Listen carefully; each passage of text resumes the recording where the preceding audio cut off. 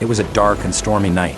A group of friends decided to explore an old house that was rumored to be haunted. They had heard stories of ghosts, demons, and other horrors that lurked inside the house. They wanted to see for themselves if the stories were true. They parked their car near the gate and walked towards the house. The house looked eerie and abandoned. The windows were boarded up, the paint was peeling off, and the roof was covered with moss.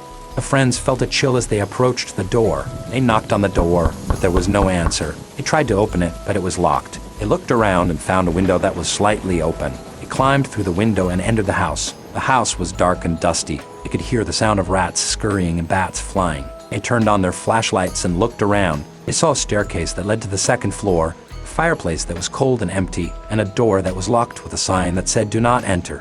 They decided to split up and explore the house. One of them went upstairs, another went to the fireplace, and the third went to the door. They agreed to meet back in 15 minutes. The one who went upstairs found a bedroom that was full of cobwebs and spiders. He saw a bed that was covered with a dirty sheet, a dresser that was filled with old clothes, and a mirror that was cracked and stained. He walked towards the mirror and looked at his reflection.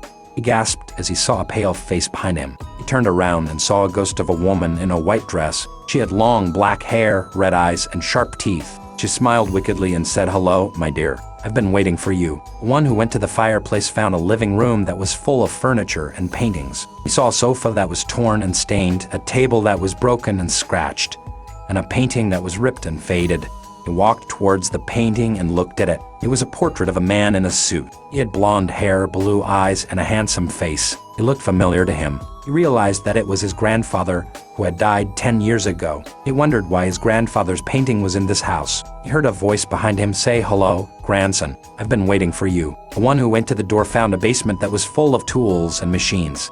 He saw a saw that was rusty and bloody, a drill that was noisy and dangerous, and a machine that was large and complex. He walked towards the machine and looked at it. It was a device that had wires, tubes, and needles attached to it. It looked like some kind of experiment gone wrong. He saw a label on the machine that said Project X. He wondered what it was for. He heard a voice above him say, "Hello, subject. I've been waiting for you." The friends never met back in 15 minutes. They never left the house alive. It became part of the haunted house history.